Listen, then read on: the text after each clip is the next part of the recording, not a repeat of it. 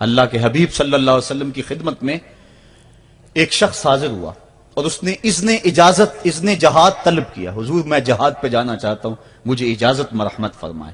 حضور نے فرمایا احیٌ والدا کا, کیا تیرے والدین زندہ ہیں؟ قالا نعم, عرض کی ہاں حضور میرے والدین زندہ ہیں. قالا ففیہما فجاہد, کہا جا ان کی خدمت کر, یہی تیرا جہاد ہے.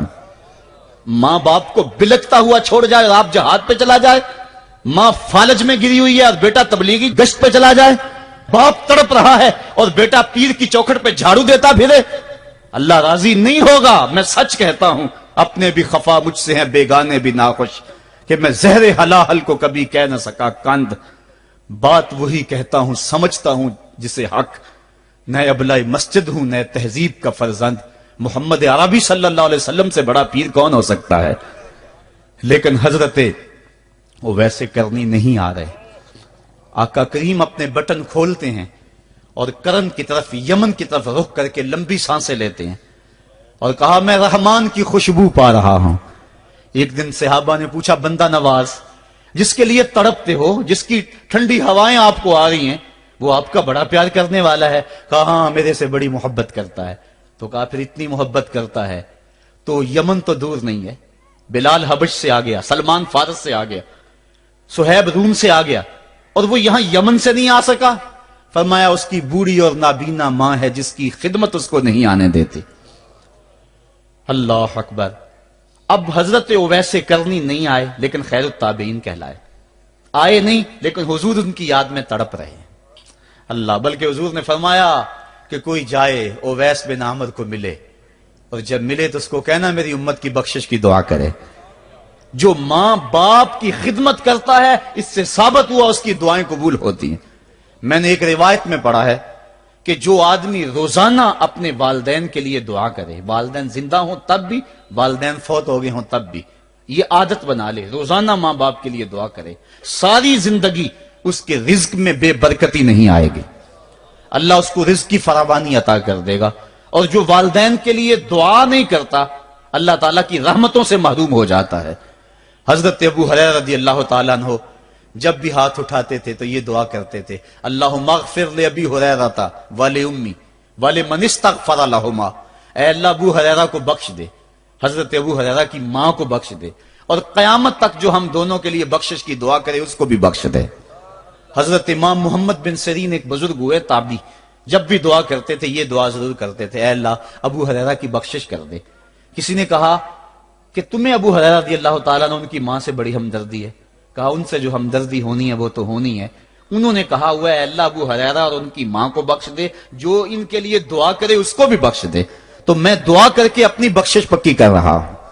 تو والدین کے لیے دعا کرنا اللہ کی رحمت کو دعوت دینا ہے. تو فرمایا کہ جاؤ اویس بن عامر کو جانا اور جا کے اس کو میری امت کے لیے دعا کا کہنا. حضرت سیدنا عمر فاروق حضرت علی المرتضیٰ گئے, جا کے ڈھونڈا تلاش کیا, اویس بن عامر ملے, حضور کا سلام کہا, بس پھوٹ پھوٹ کے رونے لگے. کہا بتاؤ میرے رسول کے لبوں پہ میرا نام کیسے آیا تھا, حضور میرا جب تذکرہ کرتے تھے کیسے کرتے تھے.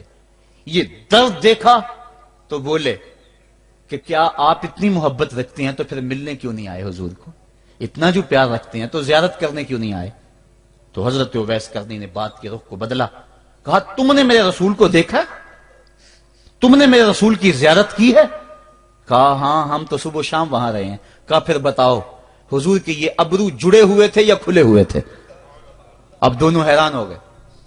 کہا تم نے تو دیکھا میں نے تو دیکھا نہیں, تم بتاؤ نا, پھر میں تو گیا نہیں, مجھے کہتے ہو گیا نہیں, تم بتاؤ حضور کے ابرو جڑے ہوئے تھے یا کھلے ہوئے تھے. حیران ہیں. کہا حضور آپ ہی بتلائیے. کہا کوئی دور سے دیکھتا تو جڑے ہوئے نظر آتے, قریب آ کے دیکھتا تو کھلے ہوئے نظر آتے. یہ وہ ہے جو ماں کی خدمت کرتا رہا اور حضور کے دربار میں حاضر نہیں ہو سکا, لیکن حاضری اس کی تھی, وہ جہاں بھی تھا وہ نبی کے قرب میں تھا. تو اس لیے ماں باپ کی خدمت اتنا بڑا وظیفہ ہے. حضرت بایزید بستامی کہتے ہیں میں نے حق معاف کروا لی اپنی ماں سے, کہ ماں تیرے حق ادا کروں یا اللہ کے حق ادا کروں, تو مجھے اپنے حق معاف کر دے, میں اللہ سے اپنے حق معاف کروا لیتا ہوں, اپنی اللہ کو راضی کر لیتا ہوں. جنگلوں میں گھومتے رہے, 12 سال بیت گئے. ایک دن دوبارہ آئے, بستام کی سمت سے گزرے, خیال آیا چلو ماں کو سلام کر جاؤں. تہجد کا وقت تھا، رات کا وقت تھا، دروازے پہ کھڑے رہ گئے کہ میری ماں سوئی ہوگی، میں نے کبھی کوئی خدمت نہیں کی ماں کی، تو اب اٹھا کے تکلیف کیوں دوں؟ ساری رات کھڑے رہے۔ جب تہجد کا وقت گزرا تو نالی سے پانی آیا، سمجھ گئے کہ میری ماں تہجد کے لیے اٹھی ہے، دروازے کے قریب ہو گئے تو ماں نے ہاتھ اٹھا لیے، کہ اللہ میرا بیٹا با یزید تیری طلب میں نکلا ہوا ہے، میں نے اسے اپنے حق معاف کر دیے، تو اس کو اپنا وصال عطا کر دے۔ حضرت با یزید دروازہ کھٹکھٹانے لگے اور ماں کے قدموں میں لپٹ گئے اور رو کے کہنے لگے جس رب کو میں جنگلوں میں تلاش کرتا ہوں وہ تو رب میری ماں کے پاس ہے۔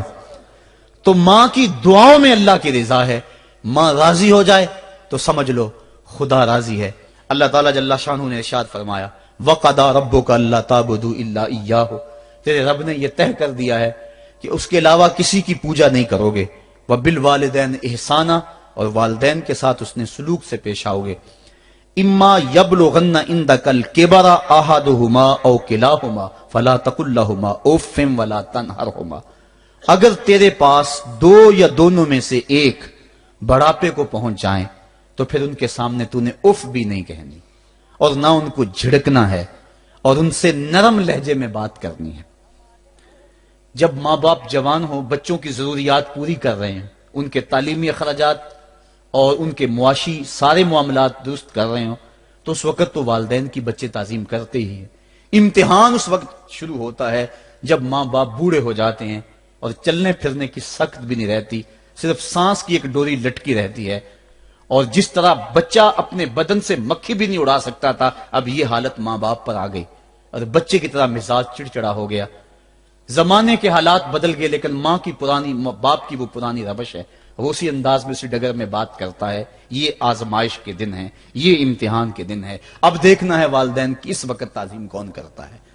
فرمایا اما یبلغن عندک الکبر، اگر تیرے پاس وہ بڑھاپے کو پہنچ جائیں، دونوں پہنچ جائیں یا تیری خوش قسمتی کہ دونوں میں سے ایک پہنچ جائیں یا دونوں پہنچ جائیں، تو پھر ان کی تو نے تعظیم کرنی ہے۔ کیا کیسے تعظیم کرنی ہے؟ فلا تقل لہما اف، تو نے ان کو اف بھی نہیں کہنا۔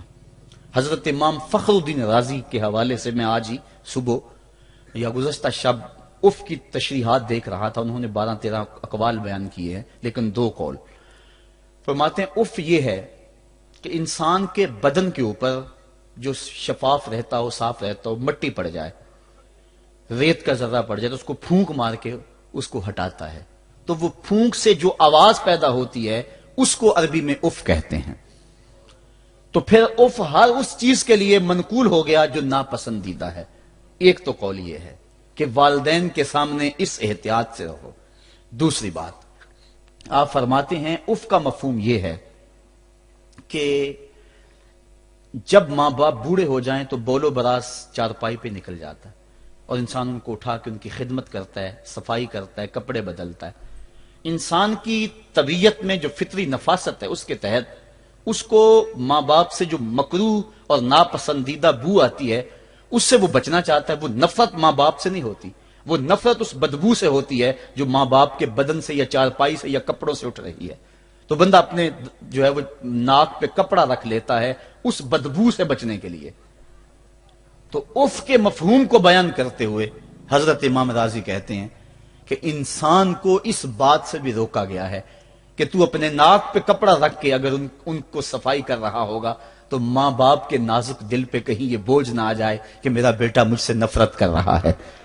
اس لیے والدین کی تعظیم کا عالم یہ ہے کہ تو کھلے ناک سے ان کی خدمت کرے اور وہ بدبو سہتا رہے اور اپنے ناک کے اوپر کپڑا بھی نہ رکھے کہ تیرے ماں اور تیرے باپ کے دل کے اندر اتنا خلال اور ملال بھی پیدا نہ ہو۔ یہ ہے اف کا زمرہ۔ حضرت امام حسن رضی اللہ تعالیٰ عنہ نے ساری زندگی اپنی والدہ حضرت فاطمہ زہرا کے ساتھ بیٹھ کے کھانا نہیں کھایا تھا۔ ایک دن حضرت سیدہ فاطمہ نے فرمایا کہ بیٹا میرا جی چاہتا ہے کہ میرے ساتھ تم بیٹھ کے کھانا کھاؤ، لیکن تم نے کبھی بھی میرے ساتھ بیٹھ کے کھانا نہیں کھایا، کیا وجہ ہے اس کی؟ تو حضرت امام حسن فرمانے لگے، عرض کرنے لگے امی میں اس ڈر سے آپ کے پاس بیٹھ کے کھانا نہیں کھاتا کہ کہیں کسی لقمے کی طرف آپ کی نظر بڑھ جائے اور میں عدم آگہی کی وجہ سے اپنے ہاتھ کو اس لقمے کے پہ ڈال لوں और ना जान सकूं कि इस लुकमे को उठाने का इरादा मेरी मां के दिल में पैदा हो चुका है और मैं अल्लाह की रहमतों से महरूम हो जाऊं, इस डर से मैं आपके साथ बैठ के खाना नहीं खाया करता। यानी मां बाप की ताजीम का आलम यह है, उफ तक ना कहो। हजरत सईद इब्न मुसय्यब रदी अल्लाह ताला अन्हो जलीलुल कदर ताबी हैं, वो फरमाते हैं कि वालिदैन के सामने बेटे की हालत क्या होनी चाहिए। वो फरमाते हैं जिस तरह भागा हुआ गुलाम पकड़ा जाए और उसको पकड़ के जो है वो आका के सामने पेश कर दिया जाए, तो उस भागे हुए गुलाम को पकड़ के जब आका के सामने पेश कर दिया जाए तो जो हालत उस गुलाम की होती है, बेटे की हालत ये मां बाप के सामने होनी चाहिए। अब उन बेटों को सोचना चाहिए जो अपने मां बाप को दकियानूसी का ताना देते हैं और समझते हैं ये ओल्ड फैशन है, इन्हें क्या पता जमाना कहां चला गया है, और उनके फैसलों को मुस्तरद करते हैं। उलमा ने इस बात को तफसील के साथ बयान किया है कि शरीयत के जो कतई ज़ाब्ते हैं, उन ज़ाब्तों और उन कवानीन को और उन मामलात में तो वालिदैन की फर्माबरदारी नहीं होगी अल्लाह की अगर मासियत होती हो, लेकिन जो मामले शक वाले हैं वहां मां बाप के कौल को तरजीह दी जाए। तो फरमाया उनके सामने उफ भी नहीं कहनी, वकुल्लहुमा कौलन करीमा, और उनसे नरम लहजे में बात करनी है।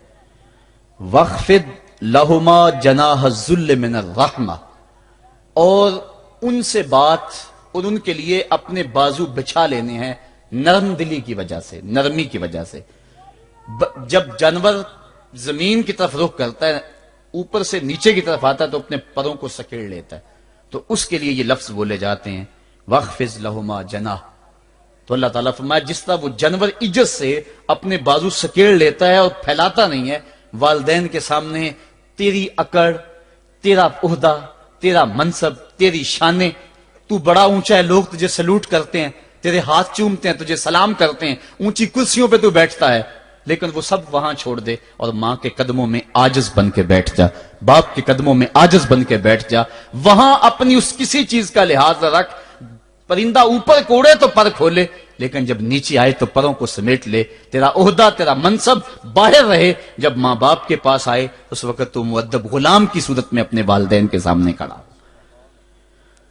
वकुल रब्बिरहमहुमा कमा रब्बयानी सगीरा, और अगला हक ये बयान फरमाया कि अल्लाह की बारगाह में अर्ज़ कर रहा है, अल्लाह मेरी मां पर भी और मेरे बाप पर भी रहम फरमा दे। आफाक के हर हर गोशे में कुरान सुना कर दम लेना, अब रुकना नहीं, अब थमना नहीं, फिरदौस में जाकर दम लेना। आफाक के हर हर गोशे में कुरान सुना कर दम लेना, अब रुकना नहीं, अब थमना नहीं।